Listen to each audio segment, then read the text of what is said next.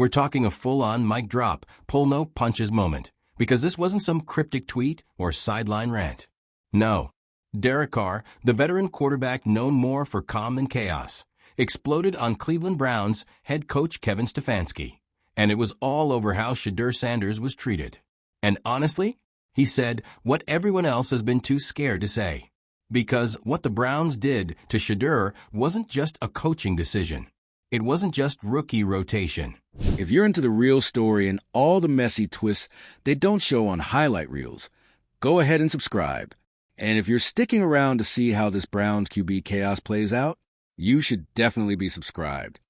It was character assassination, dressed up in a game plan. And Derek Carr? He saw right through it. You know it's bad when Carr, one of the NFL's most steady, team-first voices, throws out the playbook and calls out the entire system. He's been around too long, seen too much. And after his own rocky journey with NFL politics, you better believe he recognizes when a player's being hung out to dry. Let's be clear here. Derek Carr didn't need to say a word. He's already battled through injuries, media disrespect, being benched, traded, revived, the whole saga. He's got nothing left to prove. But when he saw Shedeur Sanders getting yanked out of a 2-minute drill, the most crucial development reps a young QB can get, that was the final straw. Because Carr knows exactly what that kind of sabotage looks like. He knows that quarterbacks live or die by those moments. That 2-minute drill? That's where trust is built. That's where leadership is tested. That's where rookies become pros. And Stefanski? He ripped away.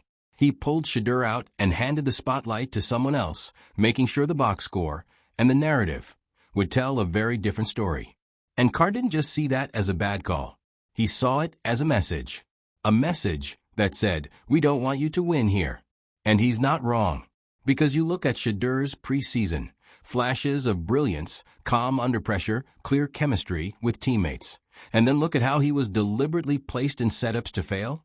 It doesn't take a genius to see the writing on the wall. They didn't want to develop him. They wanted to discredit him. And the worst part?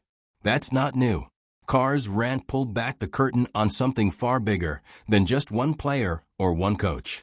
He went in on the NFL's obsession with image over impact, with controlling player narratives, with valuing politics and brand compliance over actual talent. He said the quiet part out loud. In today's league, it's not about whether you can throw the ball. It's about whether you fit the program, whether you stay quiet, whether you say the right things at the podium, whether you blend in and don't shake the status quo. And let's not pretend this only affects one type of player. Carr, who, let's be honest, doesn't exactly check all the traditional controversial boxes, still found himself fighting for respect his entire career. Constantly doubted, constantly displaced, because he was emotional, because he cared too much, because he wasn't alpha enough for some coaches' tastes. So when he sees someone like Shedeur, talented, confident, unapologetic, being boxed out, he knows the playbook. He's lived it. And this is what made Carr's takedown hit so hard. Because it wasn't just about Shedeur. It was about every player who's been chewed up by this league's PR machine. Every quarterback who wasn't handed the system, but had to bend themselves into knots trying to survive it. Players who loved the game, but were treated like liabilities the moment they stepped out of line. You want to talk about love the game? Derek Carr's your guy. He played through injuries that would put most of us in a wheelchair. He took hits for teams that never protected him. He showed up, gave everything, and still got left out to dry.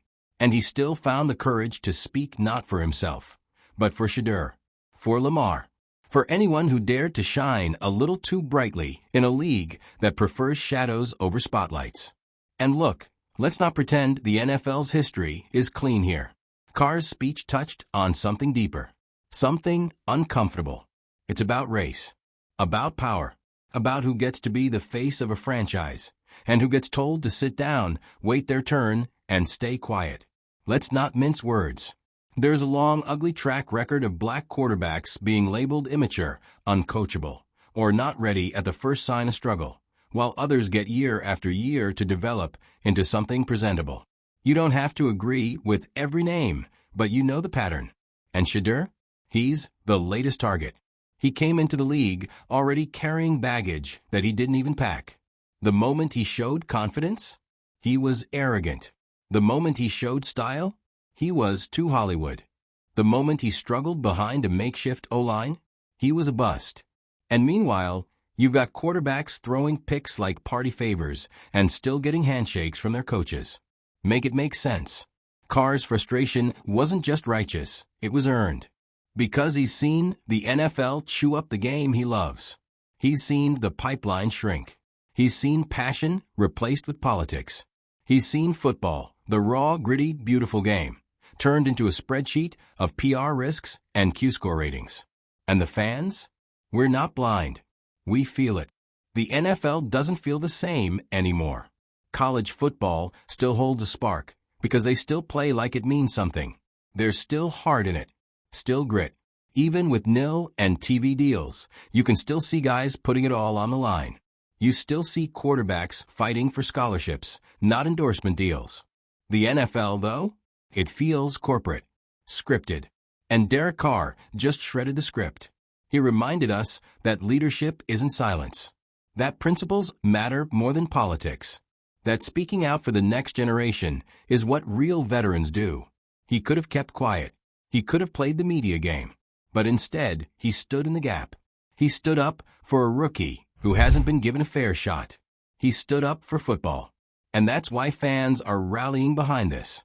Because it's not just about Shedeur anymore. It's about the soul of the game.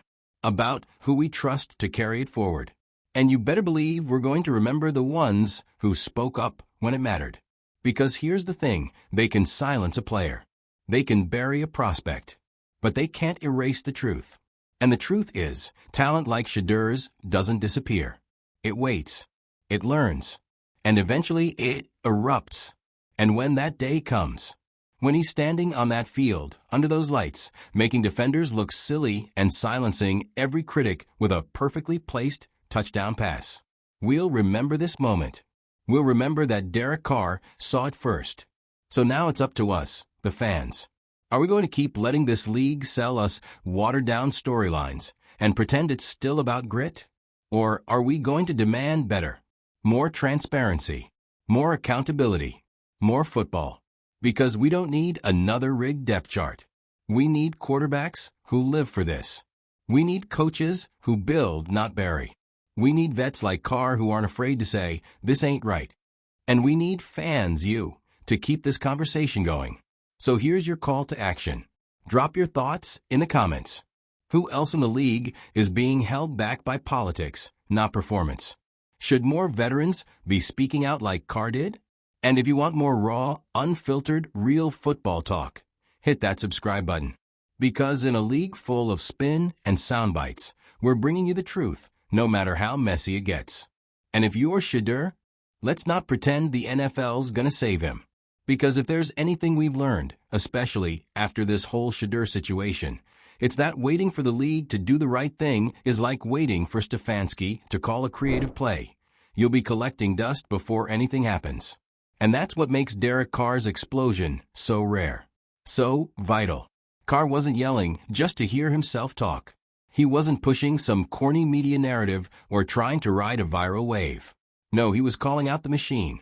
The one that chews up young players and spits them out before they've had a chance to fight back. The one that pretends to care about development, leadership, integrity, but then sabotages any player who dares to shine outside the approved script. Shedeur didn't fail. He was never allowed to succeed. And Carr? He saw it. He didn't need all 22 film or some analytic deep dive. He saw a quarterback stripped of reps, confidence, rhythm, stripped of opportunity. And he knew exactly what was going on, because he'd lived through it. You think Carr forgot what happened to him in Vegas? The politics? The benching? The betrayal from a coach who smiled in his face and then pulled the rug when the media heat got too loud? He knows how this goes. And he wasn't about to sit back and let it happen to someone else, especially someone like Shedeur, who's not just carrying his own hopes, but the weight of a legacy. Let's stop here for a second. Because we need to talk about the Deion effect. When your father is Deion Sanders, you're not just entering the NFL. You're walking in with your last name already on fire. You've got expectations stitched into every jersey. You've got doubters foaming at the mouth before you've taken a single snap. And the moment you show even 1 ounce of that primetime confidence, oh, now you're a problem. You're entitled. You're full of yourself. You're not focused. It's exhausting.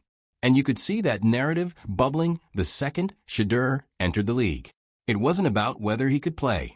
It was about whether he could be controlled, whether he would fall in line, whether he'd earn it the NFL way by staying quiet, taking the bench, and smiling while being sidelined by lesser talent. But why? Why is this league so allergic to players who believe in themselves? Why is confidence seen as a threat instead of a strength? When Tom Brady screamed on the sidelines, it was leadership. When Shedeur posts a watch or speaks with swagger, he's a distraction. Nah, we're not doing that. And Derek Carr wasn't having it either. Because when he went off on Stefanski, he wasn't just saying Shedeur deserves better. He was saying we all do. We deserve a league that actually supports its young stars instead of feeding them to the wolves for narrative control. We deserve coaches who develop talent instead of gatekeeping it. We deserve football, not theater. And don't get it twisted. Carr's not some bitter old QB throwing shots because he's bored. He's a guy who lived by the playbook, showed up, took hits, stayed loyal. He did it the league's way, and it still burned him. So when he sees someone trying to rewrite the script, not out of ego, but out of necessity, he's not threatened. He's inspired. Because here's what Carr sees in Shedeur, a spark. That rare combination of physical skill and mental toughness. That awareness. That pocket poise. That it factor. Shedeur's got the tools, and Carr knows that with the right coaching, the right playbook, and the right belief, that spark could ignite into something scary. But Cleveland? They're dousing it before it even catches. And you could feel Carr's frustration, the disbelief, the heartbreak, not just for Shedeur, but for what the game has become. You think it's a coincidence he brought up the Negro Leagues? That wasn't just a random history lesson. That was a warning. Because once upon a time, there was a whole league of black athletes denied the opportunity to play on the big stage. They weren't lacking talent. They weren't lacking love for the game. They were just locked out, systemically. And Carr's not saying the NFL today is the same. But he is saying, when systems choose image over fairness, when they silence talent because it doesn't fit the mold, when they gaslight entire careers out of existence, that's not development. That's erasure. And Shedeur's not the only one caught in it. Lamar Jackson, Jalen Hurts, Justin Fields, all of them were doubted, hard, despite putting up elite numbers and leading teams into the fire. Every one of them had to be more than perfect just to get the respect other guys get handed with average play. So when Carr calls that out, it matters. Because he's not supposed to say it. He's not supposed to break ranks. He's supposed to play the media game. Smile for the cameras. Say tough break and move on. But he didn't. He snapped. And thank God he did. Because the NFL needs more of that. More guys willing to risk their image to protect the integrity of the sport. Not the brand. Not the merch. The sport. Carr reminded us what leadership actually looks like. Not media training. Not passive-aggressive tweets. Not staying in your lane. But standing up. Speaking out. Refusing to be silent when something's broken. And let's be real. Something is broken. You can feel it. The passion's different. The energy's off. The talent is there, but it's buried under red tape and spin control. And the fans? We're not stupid. We see it. That's why Carr's words hit so hard. Because we miss football. Not corporate football. Not reality show football. Football. Where the best players play. Where the love of the game comes first. Where coaches care more about winning than about controlling personalities. And that's what Shedeur represents. He's raw. He's bold. He's not polished to NFL-approved perfection. And that's why he's needed. Because the league doesn't need another robotic system guy. It needs fire. And Shedeur's got that in spades. So what now? We wait. We watch. We keep receipts. Because whether Cleveland wakes up or not, this story is far from over. Whether he gets traded, benched, released, or eventually elevated, one thing is very clear. Shedeur's moment is coming. And when it does, all the people who boxed him out, benched him, mocked him, doubted him, they'll act like they saw it coming. They'll post grainy throwback clips and say, "I always believed in the kid." But we'll know who really did. We'll remember the ones who spoke up, the ones who called it when it wasn't cool. And Derek Carr? He'll be at the top of that list. Let's keep it going, because the story's far from over, and this saga? Oh, it's just heating up. If you thought Derek Carr going scorched earth on Stefanski was just a fleeting headline, think again. That moment wasn't just one man snapping over a coaching decision. It was a reckoning, a warning shot, a rare crack in the NFL's polished, sponsor-friendly armor. And now, we're standing right in the middle of the fallout. Because after Carr said what everyone else was too scared to voice, fans started connecting the dots. Coaches, executives, even former players started whispering the same thing. Yo, Shedeur's getting played. And no, not in the he's learning the ropes kind of way. In the he's being buried alive before he can even breathe kind of way. You don't have to be an X's and O's nerd to see it. The tape doesn't lie, and neither does the treatment. Let's get brutally honest here. Shedeur was never given a fair shot in Cleveland. From day one, it felt like they were more interested in owning his story than supporting it. Like they wanted the PR buzz of drafting Deion's son, but not the work of actually developing him. It's wild how quickly things shifted. At the draft, they were all smiles. Press conference charm, big quotes like he's got a bright future, and we love his upside. You remember that? Stefanski standing there like a proud uncle who just discovered what nil means.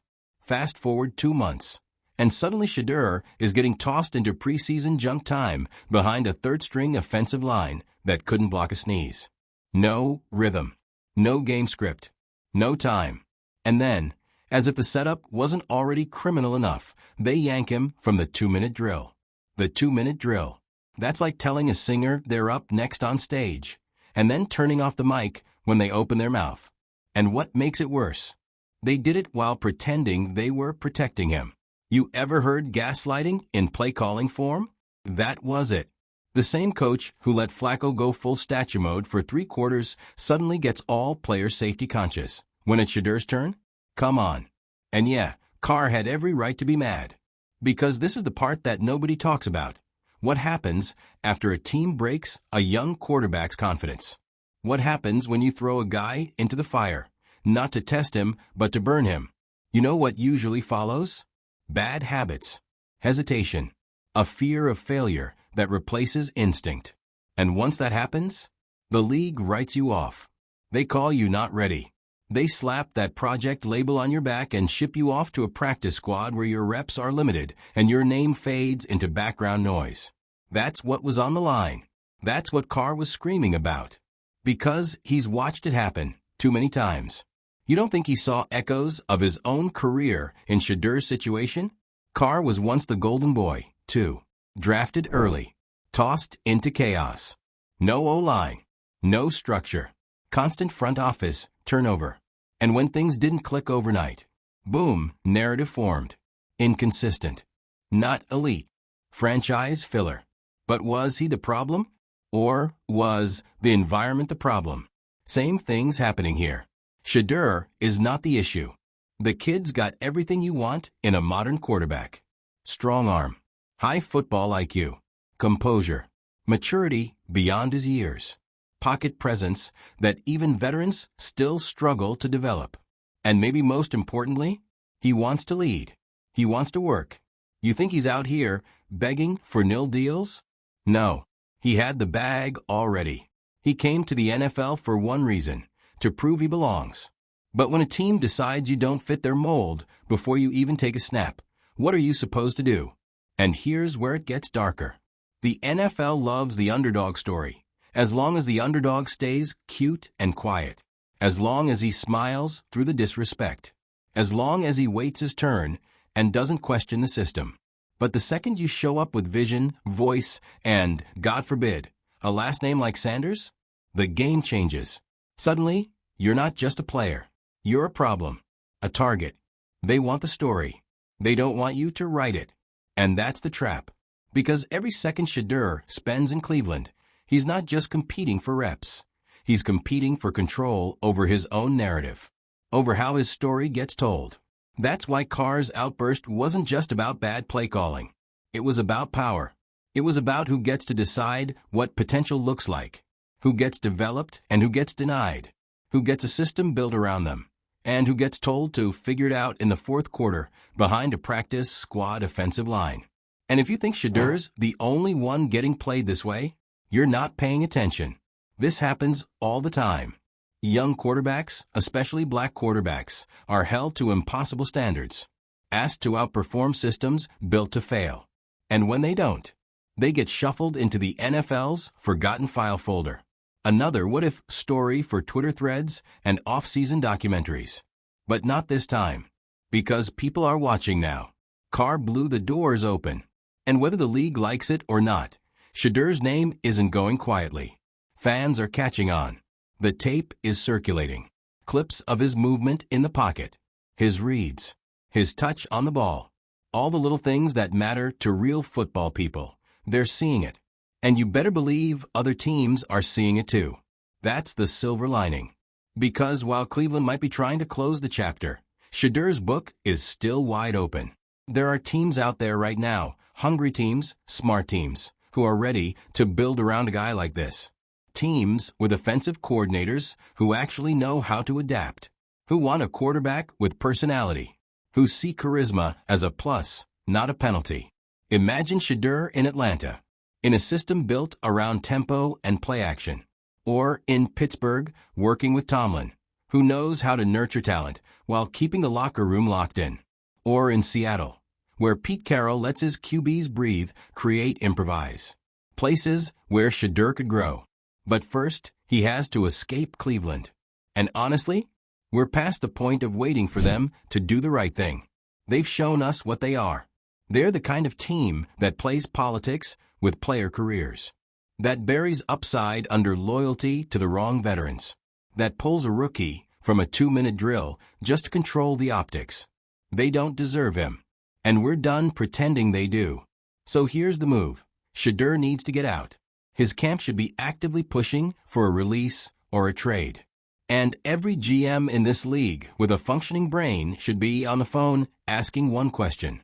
How do we get this kid into our building? Because say what you want about the noise, the hype, the primetime shadow, Shedeur Sanders can play. And in the right hands, he's going to be dangerous. So to every NFL team watching this unfold, don't be late to the party. Don't let your pride or your politics blind you to what's right in front of you. Because when Shedeur gets his shot, and you know he will, he's going to do what he's always done. Make you regret ever doubting him.